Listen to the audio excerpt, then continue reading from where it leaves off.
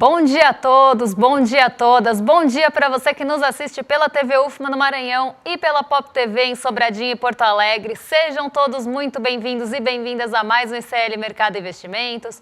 Ontem a gente não teve mercado aqui no Brasil, mas a gente vai trazer os principais pontos para discutir com vocês do que aconteceu nesse intervalo, mas vamos falar de outros pontos importantíssimos também. Então vamos discutir corte de gastos, a gente vai falar também sobre o Minha Casa Minha Vida, que vem representando, ganhando espaço aí nos lançamentos de imóveis. Vamos falar também de outros assuntos bem importantes relacionados à dívida bruta e toda essa discussão que tem sido construída na mídia mais recentemente e agora com mais força ainda. Mas antes de tudo isso, eu vou dar bom dia para o André. Bom dia, André, como você está? Bom dia, Débora. Bom dia a todos os nossos telespectadores. Hoje a gente vai falar de juros. Vamos ver aí que o Brasil paga muito juros aí. E as narrativas de mercado, né? Que voltou a falar, escolher seu indicador fiscal preferido para falar mal do governo. Já entrando na esteira também, vamos falar de corte de gastos aí, que todo mundo está querendo salvar a sua parcela aí, todo mundo pede corte de gastos, mas todo mundo quer salvar o seu aí nessa hora. Então hoje tem também inadimplência, vamos falar o que pesa na inadimplência das pessoas, então tem bastante assunto para a gente tratar hoje aí, nessa volta de feriado. Mas antes de tudo isso, a gente já pode aqui falar aqui da nossa agenda do dia, Débora, o que o nosso telespectador vai enfrentar nesse dia de hoje? Bom, hoje a agenda ela não está tão repleta também, até porque os balanços corporativos eles estão começando a acabar, né? Então eles pararam de aparecer na agenda. Também não temos uma participação tão grande de dirigentes do FED, tem alguns, mas eles falaram boa parte na terça-feira. Então vamos também falar sobre isso, o que mudou ali na percepção dos dirigentes do Banco Central dos Estados Unidos. Hoje, então, a agenda está mais esvaziada, assim como no restante da semana. Então, às 8 horas aqui no Brasil, saiu a divulgação do relatório de estabilidade financeira do primeiro semestre, divulgação do Banco Central. A África do Sul divulgou a sua decisão de juros também.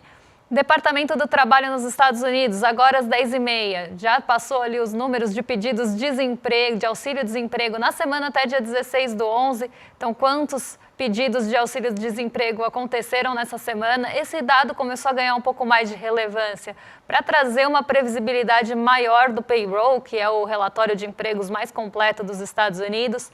Desde que o payroll vem surpreendendo, né, e trouxe ali uma criação de vagas abaixo do esperado, o relatório semanal de empregos dos Estados Unidos acabou ganhando um pouco mais de relevância para não ter essa surpresa tão grande. Então eles descobriram, pasmem vocês, que se acompanhar semanalmente o dado, talvez eles tenham uma maior previsibilidade no final do mês. Então ele acabou ganhando relevância. A arrecadação federal, 10h30, não deu para trazer esse dado hoje para vocês, mas a gente traz amanhã, até por conta do horário. Presidente do FED de Cleveland, a Beth Hammack, vai discursar numa abertura de um evento institucional hoje. Nesses últimos dias, os presidentes e dirigentes do Banco Central dos Estados Unidos participaram de vários eventos. E eles falaram bastante sobre inflação e as perspectivas que eles têm para essa inflação. E isso acabou mudando o rumo dos juros lá nos Estados Unidos. Daqui a pouco a gente vai falar de Ásia, a gente vai fazer o giro de mercado e tudo isso vai ser contemplado. Também às 11 horas, agorinha, tem a coletiva sobre o relatório de estabilidade financeira, então às 8 horas sai o relatório em si, e agora tem a coletiva sobre esse relatório. Às 11 horas, o dirigente do Banco Central da Inglaterra também participa aí de um evento, e às 12 horas, a Comissão Europeia lança ali o seu índice de confiança ao consumidor de novembro. Tá aqui uma leitura ainda preliminar. Às 12 horas também temos vendas de moradias usadas nos Estados Unidos. E aí sim, o presidente do FED de Chicago participa também de um evento em Indiana. No Brasil, sai fluxo cambial semanal às 14h30. Temos a Beth Hammack de novo participando de um evento institucional às 2h30. E temos aí, acho que está duplicado, fluxo cambial semanal 2h30, já está ali em cima, então está duplicado, podem desconsiderar. Mas a gente tem ao longo do dia reunião do CMN também, Conselho Monetário Nacional, e temos aí outros eventos que continuam acontecendo ao longo do dia sem um horário mais determinado. Então o que temos aqui na agenda que pode ganhar um pouco mais de relevância? Tem os presidentes e dirigentes dos bancos centrais falando sobre possíveis direcionamentos para a política de juros ou política monetária, principalmente nos Estados Unidos. E aqui no Brasil temos aí dados que saíram às 10h30, mas esse a gente vai trazer amanhã para vocês em relação à arrecadação federal. Brasilzão, aqui um pouco ausente hoje na nossa agenda de uma forma geral. Temos reunião, né? Às 15 horas tem reunião do ministro da Fazenda, Fernando Haddad, e Lula, essa também bastante esperada. E 9h30 aqui sai PMI, Composto Industrial e de Serviços no Japão. Vamos então agora começar nosso giro de mercado aí, porque tem bastante coisa acontecendo no mundo, né? A gente teve feriado aqui, então a gente está meio de ressaca aqui no Brasil, aí os mercados, mas no mundo a gente teve questão de tensões globais maiores por causa do acirramento da guerra entre Rússia e Ucrânia, com a possibilidade de mísseis de maior alcance agora. Você também teve a NVIDIA decepcionando bastante os mercados e os mercados mais tecnológicos, vamos dizer assim, aqueles que são mais sensíveis a fatores tecnológicos, acabaram caindo bastante, né? E a Ásia seguiu justamente essa tendência, né, Débora? Exatamente. As tensões geopolíticas elas estão aumentando em relação à Rússia e à Ucrânia, não só também na Rússia e Ucrânia, mas temos tensões geopolíticas também no Oriente Médio. Então, todas essas tensões que acabam acirrando, né, com mudanças, por exemplo, agora nas políticas da Rússia, em tratar, como é que vai tratar ali as questões da Ucrânia, ter ali algum apoio dos Estados Unidos para alguns tipos de mísseis. Então, tudo isso está acirrando essa tensão geopolítica que tem nessa guerra que já vem se arrastando há bastante tempo. Além disso, a gente tem tensões geopolíticas acontecendo no Oriente Médio. Quando a gente tem esse acirramento dessas tensões, o mercado ele passa por um sentimento de cautela, que a gente chama. Eu acho muito estranho dar sentimento para o mercado como se ele fosse alguém que tem sentimento. Mas vamos lá, porque esse é o jargão que se usa e é até bom a gente entender. O que é um sentimento de cautela? Quando a gente tem um ponto muito incerto pela frente, o mercado não gosta muito de incerteza, embora ganhe dinheiro com incerteza também, com volatilidade. Mas vamos lá, se a gente tem um ponto de incerteza ali pela frente, que a gente não sabe a definição, como isso vai afetar os preços, como isso vai afetar alguns setores, o mercado ele entra em compasso de espera, ele vai ficar cauteloso porque ele não quer se posicionar num cenário que ele pode perder. Então, esse sentimento de cautela que a gente tanto fala, né, como se fosse uma pessoa, é justamente isso. Ele não vai dentro daquele cenário que ele não consegue ler para onde vai, ele não vai se posicionar porque tem grandes chances dele perder dinheiro. Então, a gente já tem aí esse sentimento sendo moldado desde a semana passada, no começo dessa semana. Ele voltou a aumentar, voltou a elevar, então a gente começa a ver os mercados um pouco mais cautelosos, um pouco mais receosos, temerosos de onde vai ser o posicionamento e como vai ser o posicionamento. Normalmente, nesses cenários, os defensivos, que a gente fala, acabam tendo altas maiores. Então, o que são defensivos? Ouro, normalmente, é um defensivo muito conhecido, dólar também, né, refúgio nas treasuries. Então, esse tipo de ativo que acaba aumentando com esse sentimento de aversão ao risco que é construído, acaba subindo. E o restante fica ali meio que andando de lado, meio que esperando para ver para onde vai a situação, ter uma visibilidade maior, para aí sim ter um posicionamento e eles voltarem a subir. Então a gente tem esse compasso desde a semana passada. Junto a isso, saiu o resultado da NVIDIA. E não é que ele foi um resultado ruim. Acho que esse é um ponto importante. Ele não decepcionou em receita, não decepcionou de certa forma em lucro. O que decepcionou a NVIDIA foi um pouco de falta ali de um direcionamento do que vem pela frente. Então, o mercado queria mais da NVIDIA no futuro, um detalhamento maior e um detalhamento positivo maior. Então, o que eles chamam ali de guidance, ou do que eles veem pela frente, né, de planos da NVIDIA pela frente. Então, isso acaba mexendo bastante também com os mercados, porque o que passou, passou. Então, ela teve lucro, ela teve ali uma receita, mas ela vai conseguir sustentar?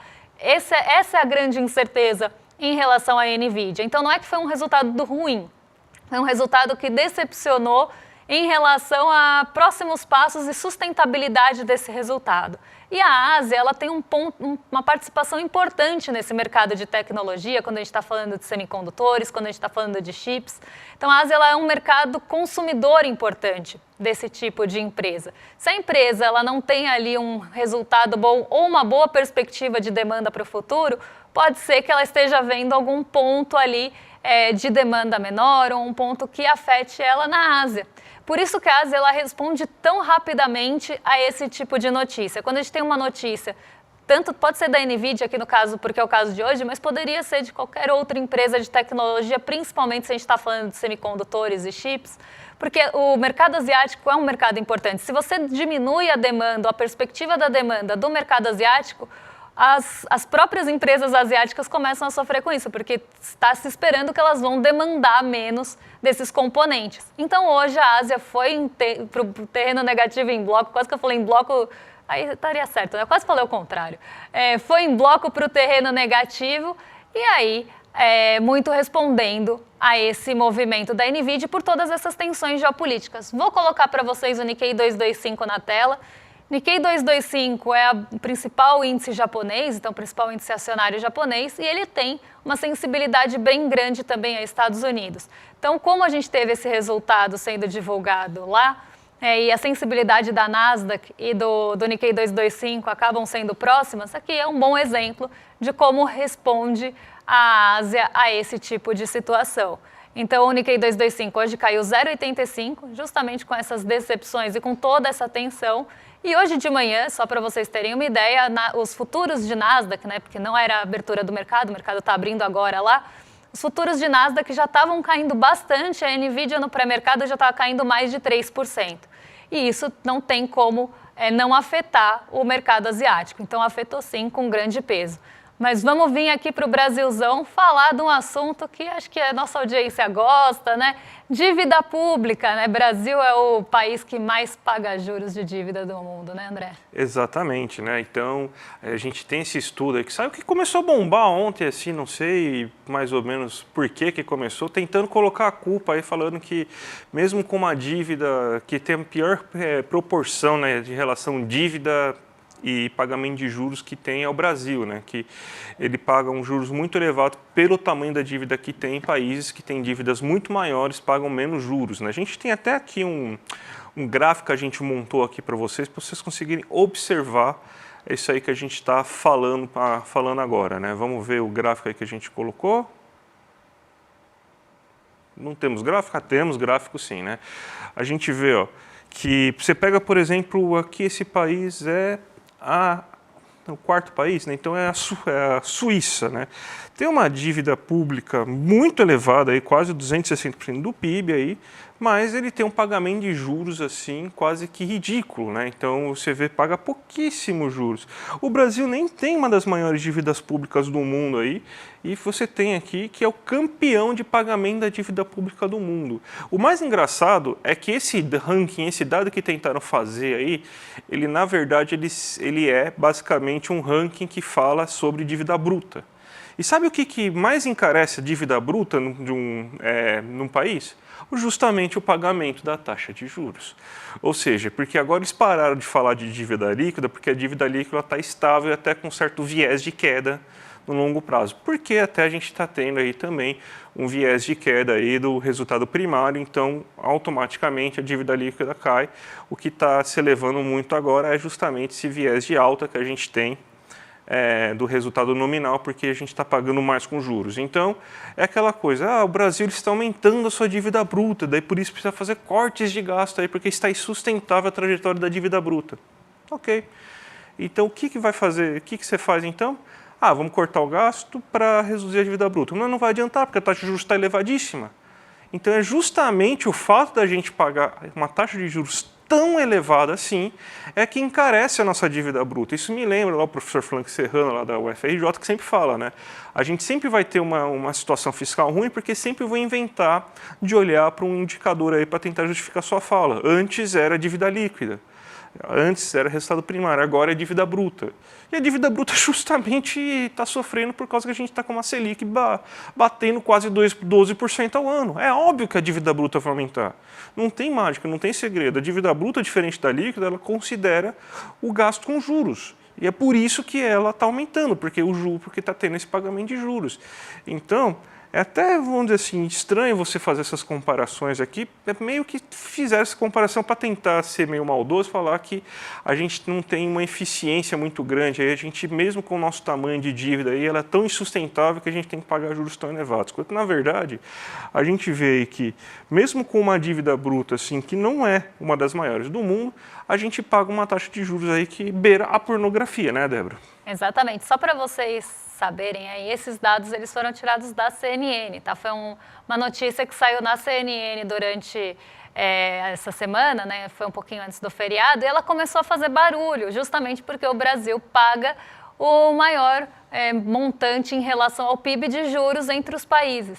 E aí é o que a gente está falando, né? Olhar a dívida bruta nesse caso faz sentido, porque o que encarece a dívida bruta é justamente o pagamento de juros. Se a gente tem o maior pagamento de juros, por que eles estão olhando para a dívida bruta? Eu acho que essa abordagem ela precisa ser criticada, porque o mercado financeiro aqui é um reflexo que a gente vê num veículo de mídia, num veículo de notícias, mas o mercado financeiro ele está construindo essa narrativa. Antes se falava em dívida líquida, só que a partir do momento que a dívida líquida estabilizou, passou a se falar que a dívida pública está muito grande em relação ao PIB, e que uma dívida bruta muito grande em relação ao PIB traz risco país, porque a dívida está grande em relação ao nosso crescimento, ao nosso produto brasileiro, né?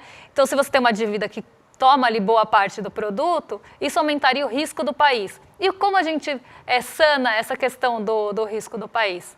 Então vamos pagar mais juros, porque se o risco país aumentar, a gente tem que pagar mais juros para aumentar o diferencial e continuar sendo atrativo. Tá, mas você aumenta os juros e você aumenta a dívida bruta, porque a gente vai pagar mais juros e isso vai encarecer a dívida bruta ou aumentar a dívida bruta. Então entende que é uma construção que ela vai se retroalimentar ali. Até brinquei hoje de manhã, parece a porca correndo atrás do rabo, porque ela vai se retroalimentar e aí você vai continuar usando isso de justificativa, sendo que nem faz sentido. Mas aí você joga um gráfico como esse, e foi um gráfico apresentado no G20, tá? Então, você traz um gráfico como esse numa notícia e as pessoas vão falar, nossa, realmente a nossa dívida está beirando ali, aqui está até com um valor quase beirando 80%, mas a nossa dívida bruta está em torno de 78% do PIB. Nossa, realmente, olha como está alta. Então, justifica o pagamento de juros quando a gente tem que criticar e pensar o contrário. E ainda nesse assunto de criticar e pensar o contrário, algo que está rendendo bastante pano para manga, é o corte de gastos, que ainda não saiu, tem expectativa de que ele seja divulgado no fim dessa semana ou no começo da semana que vem, até com maior probabilidade de ser no começo da semana que vem. Hoje o mercado já está chiando de novo, já está respondendo a isso. O mercado quer conhecer esse pacote de corte de gastos, quer saber qual vai ser a magnitude, quanto que vai ser cortado e de que pasta. Mas a discussão que eu queria trazer aqui vai para além disso, né? A gente mostrou para vocês aquela tabela que foi divulgada pelo ministro Fernando Haddad ali, até para onde vão os benefícios tributários, os benefícios fiscais aqui no Brasil, tanto aberto por empresas, quanto aberto por tipo de benefício, né? Então a gente consegue ver quanto vai para cada tipo de benefício. Então, quanto é desoneração de folha, quanto é para a defensiva agrícola, quanto que vai para o PERSE, tudo isso está discriminado. E as empresas também com seus benefícios. Eu acho que o grande ponto que a gente tem que pensar em relação a esse ponto do corte de gastos, né, em relação a esse assunto todo mundo está cobrando o governo para que se divulgue o corte de gastos. Isso é um fator de pressão que vem desde o mercado financeiro até os veículos de comunicação, que normalmente têm ligação com o mercado financeiro. Não pensem que não existe essa ligação, porque ela existe sim. Mas então vem do mercado financeiro e dos veículos de notícias, como se o corte de gastos fosse aí a salvação de tudo, né? Se vier o corte de gastos, a política monetária vai estabilizar, a gente vai conseguir baixar juros, o dólar vai cair. E o dólar vai cair sim, mas porque ele foi pressionado justamente para que esse corte de gastos aconteça. Então o mercado financeiro usa o câmbio como uma forma de pressão para que o corte de gastos aconteça a seu contento. Então, tem toda essa construção. Só que quando a gente abre os benefícios tributários, a gente vê que tem uma série de setores ali recebendo esses benefícios tributários, mas ninguém quer abrir mão. Então, quando a gente fala do mercado financeiro, além de receber boa parte desse pagamento de juros, né, que sai do nosso PIB e entra aí como pagamento de juros da dívida, e os grandes detentores da nossa dívida pública é o mercado financeiro, tá? Não se iludam que somos nós, CPFs, meros mortais. São investidores institucionais, é o mercado financeiro de uma forma geral. Então, além de receber, né, uma parte desse pagamento dos juros, que também é uma forma de pressão, eles também recebem alguns benefícios. Se a gente pegar, por exemplo, juros sobre capital próprio. O que é o juros sobre capital próprio? É uma despesa que você lança de forma contábil. Então, você diz que você pagou juros sobre capital próprio. Isso é quase uma jabuticaba aqui do Brasil, viu? Vem ali dos anos 80. Então, você pagava ali os juros sobre capital próprio. Esses juros sobre capital próprio você coloca numa linha de despesa. O que acontece? Ele diminui o lucro. Então, ele diminui a base de cálculo para a carga tributária. Na hora que foi se discutir o juros sobre capital próprio, ninguém quis abrir mão. Porque o setor financeiro é um dos que mais pagam juros sobre capital próprio. Ninguém quis essa discussão. Aí não tinha risco fiscal. Quando a gente vai falar, por exemplo, da desoneração de folha, ninguém quer comprar essa briga. Ninguém quer apoiar, então vamos sim acabar com a desoneração, já que ela não criou emprego, já que ela não aumentou a renda, então vamos discutir isso. Não, ninguém quis discutir. Então, ninguém quer abrir mão do seu benefício tributário, mas todo mundo está cobrando corte de gasto. E esse corte de gasto vem da onde? Vem do aposentado, vem da pessoa que recebe o BPC, vem ali do não reajuste do salário mínimo. Então, tudo isso, aí pode, aí vamos cobrar. Tem que ser no social. Se for terminar com a desoneração de folha, aí não. Terminar com o juros sobre capital próprio, aí não, porque aí vai aumentar minha base tributária. Então, assim, ninguém quer abrir mão dos benefícios, mas todo mundo quer cobrar pelo pacote de corte de gastos, porque se não sair o pacote de corte de gastos, aí nada vai para frente. A gente está vendo nossa bolsa andar de lado desde o dia 8 de novembro. Nada acontece, porque está todo mundo esperando e pressionando para que saia esse corte e que saia com uma magnitude grande e que não seja justamente desses setores.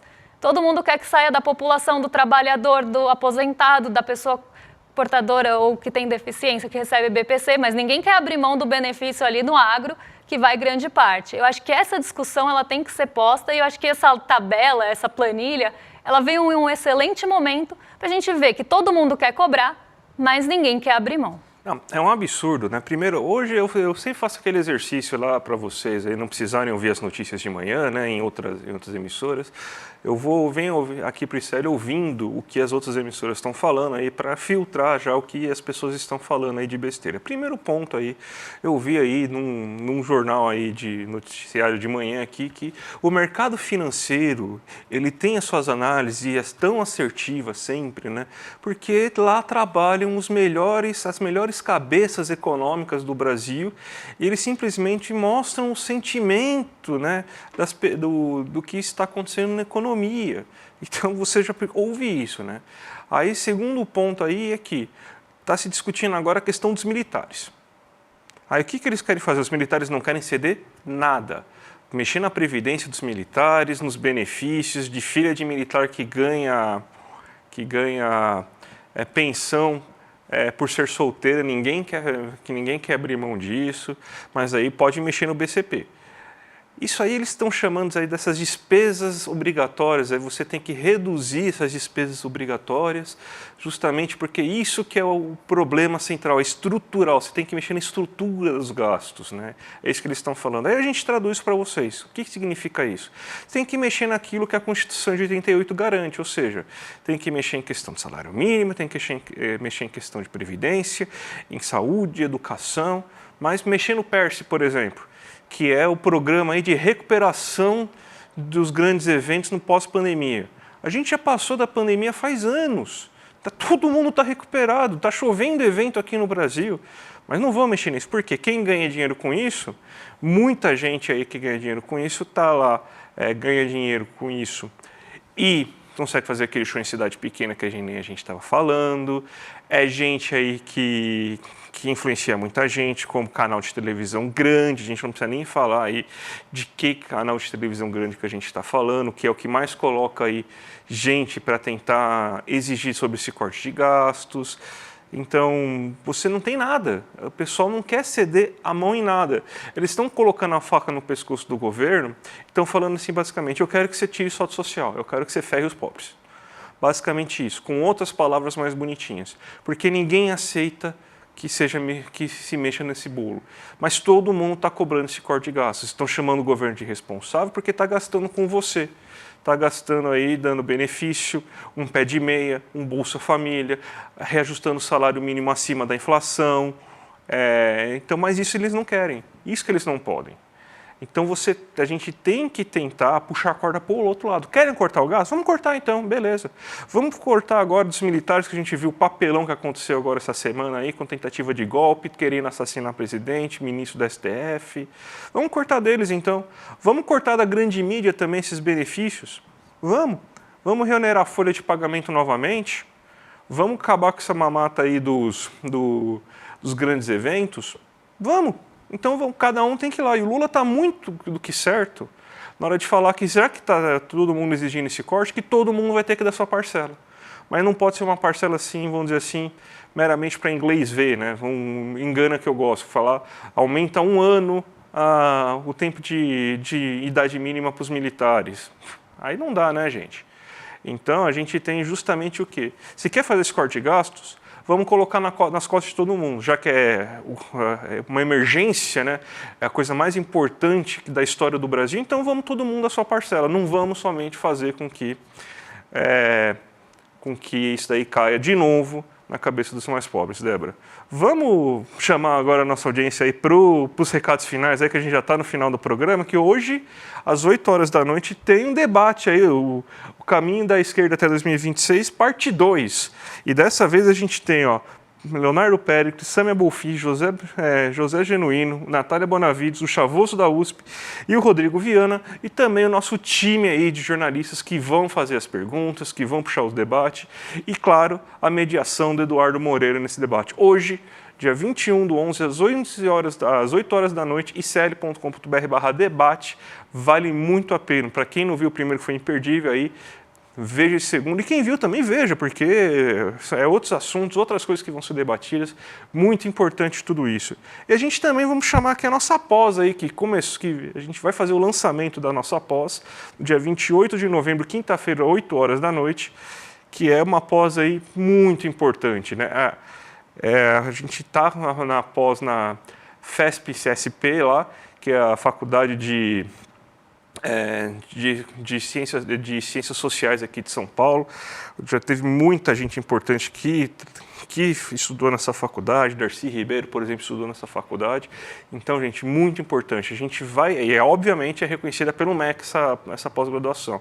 Vai ser uma formação mais crítica, revolucionária e fundamental para entender o Brasil nesse momento. O Gessé Souza vai conversar com o Eduardo Moreira no dia 28 aí para fazer esse lançamento. Então, clica agora em iclmercado.com.br para já fazer a inscrição na live e conhecer a nossa pós, Débora. É uma novidade atrás da outra, né? Porque dia 21 debate hoje, dia 28 pós-DCL, uma grande conquista aqui pra gente, né? E para vocês também.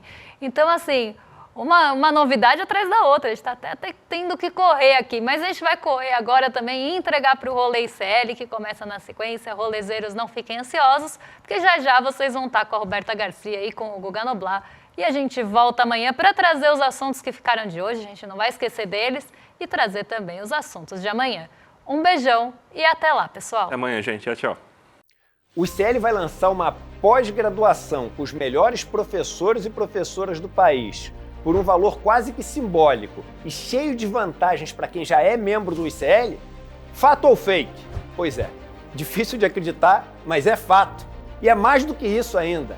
É em parceria com a FESP, uma das maiores escolas do país, onde estudaram Darcy Ribeiro, Sérgio Buarque de Holanda, Florestan Fernandes. É isso mesmo, pós reconhecida pelo MEC. É o próximo passo da revolução do ICL. Para você participar do lançamento, sabendo quais são essas pós, quais são os professores e professoras e as condições para você se inscrever e já no começo do ano que vem começar a cursar essa pós-graduação, e dia 28 de novembro, uma quinta-feira às 8 horas da noite, a gente vai estar junto para saber dessas novidades. Participe do novo passo da revolução.